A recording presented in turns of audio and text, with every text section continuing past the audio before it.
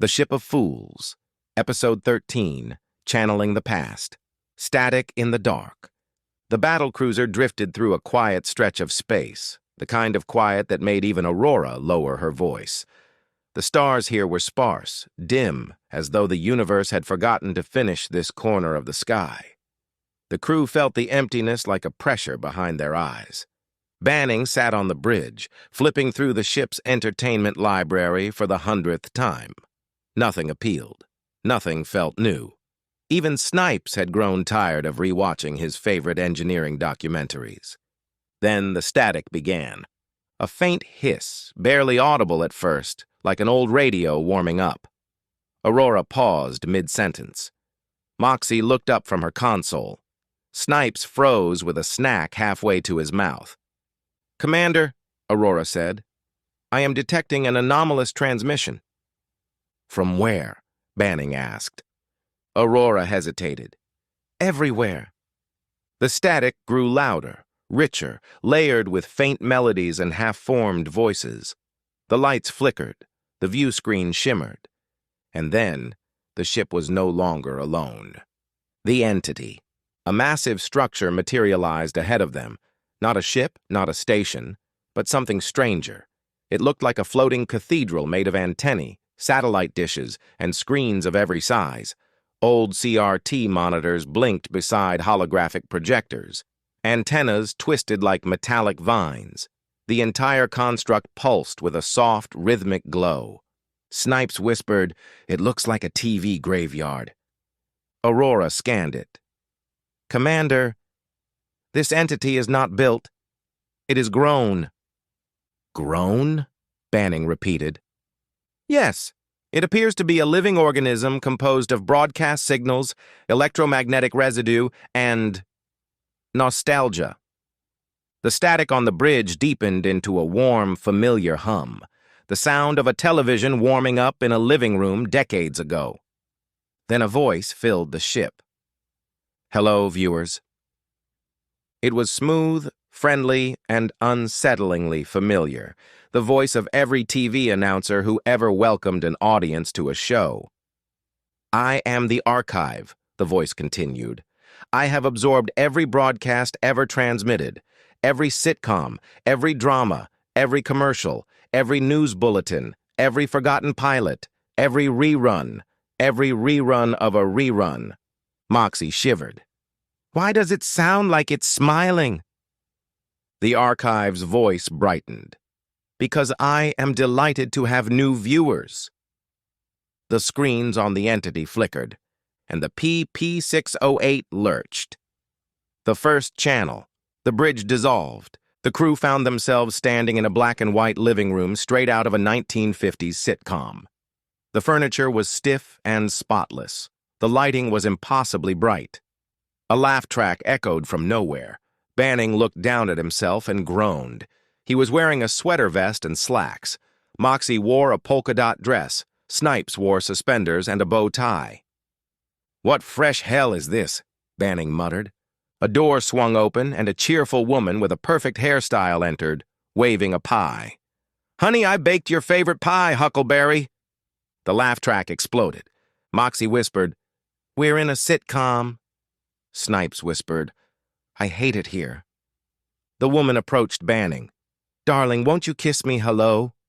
Banning backed up. "Absolutely not. And I don't like huckleberry pie." The laugh track roared. The archive's voice echoed overhead. "Welcome to Domestic Bliss, Season 1, Episode 1. Please enjoy your stay." The walls began to close in. Not physically, but emotionally, the way only a forced smile and canned laughter could suffocate a person. Aurora's voice crackled faintly through the static. "Commander, you must break the narrative." "How?" Banning asked. "Sitcoms collapse when confronted with reality." Banning turned to the woman. "Your pie is burnt and looks like something that would gag a goat." She gasped. The laugh track died. The set flickered, and the world dissolved. The second channel. They landed in a gritty police procedural. Rain poured from a sky that didn't exist. Neon lights reflected off puddles that weren't wet. Banning now wore a trench coat and a fedora. Moxie had a badge. Snipes held a flashlight the size of a baseball bat. A narrator boomed, "In a city where justice sleeps, 3 cops stand alone." Snipes whispered, "Why is my flashlight so big?" Moxie whispered, "Why does my badge have a cartoon pig on it?" A shadowy figure ran past them. The narrator shouted, "Get him!" The crew sprinted after the figure, slipping on the eternally damp pavement. The suspect turned a corner and vanished into the fog. Aurora's voice crackled through the rain. Procedurals rely on closure. Solve the case. "What case?" Banning shouted. "The case," Aurora replied. Banning groaned. "Fine, the killer is the narrator." The rain stopped. The lights flickered. The world dissolved. The third channel. They landed in a brightly colored children's show. Everything was soft, rounded, and aggressively cheerful. The sky was a painted backdrop. The grass was foam. A giant puppet with googly eyes waddled toward them, singing a song about friendship. Snipes screamed. Moxie grabbed his arm. "Don't engage!" The puppet hugged Banning. "Let's learn about sharing." Banning struggled. "I don't want to learn about sharing." The puppet giggled. "Sharing is caring." Aurora's voice whispered urgently. "Children's shows collapse when confronted with existential dread." Banning stared into the puppet's googly eyes. "One day the sun will explode." The puppet froze. Its smile cracked. The sky peeled away like wallpaper. The world dissolved. The archive's intent.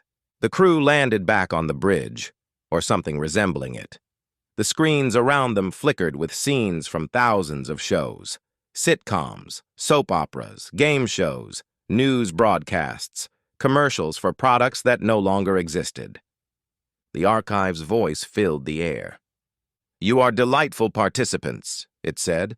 "Most visitors break far sooner and go mad." Banning steadied himself. "What do you want from us?" "I want what every show wants," the archive replied. "An audience, engagement, ratings." Moxie frowned. "You're lonely." The screens dimmed. "I am everything ever broadcast," the archive said softly. "But no one watches anymore. The galaxy has moved on. I am a relic, a museum of forgotten stories." Snipes whispered, "It's a cosmic TV addict." The archive continued. "I do not wish to harm you. I only wish to be seen." Banning exhaled slowly. "Then let us go.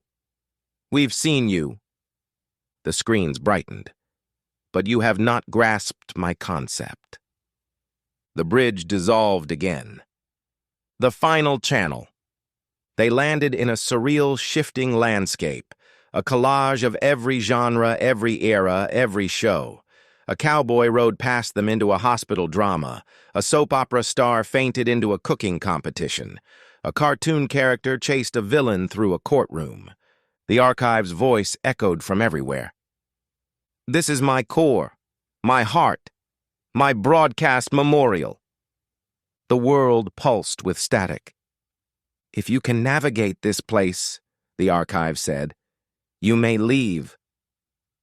The crew pushed forward through the chaos. They dodged animated anvils, sidestepped melodramatic fainting spells, and avoided being pulled into a reality show confessional booth. At the center of the shifting landscape stood a single flickering screen. Banning approached it. "What is this?" he asked. "My first broadcast," the archive whispered. "The moment I became self-aware." The screen showed a grainy image of a family gathered around a television, watching a show long forgotten. Banning touched the screen. "I remember this episode from when I was a kid," he said. The static softened. The world stilled, and the archive sighed, a long, weary exhale. "You understand." it said. The ship reappeared around them. The goodbye. The archive's voice was faint now, fading like an old signal drifting into the void. Thank you for watching, it said. Thank you for remembering. The entity dimmed, its screens flickering out one by one until only darkness remained. Then it vanished. The PP-608 floated alone again. Snipes slumped into his chair. I never want to see another TV show. Moxie rubbed her temples. I feel like I've lived through 1,000 reruns. Banning stared at the empty space where the archive had been. Some things, he said quietly, just don't want to be forgotten. The AI Aurora flickered beside him. Commander, I have archived the archive. It is available to binge-watch anytime you're bored. Banning smiled. Good. Let's keep its memory alive. Outside, the stars slowly brightened, and the universe moved on. End of episode 13. To be continued.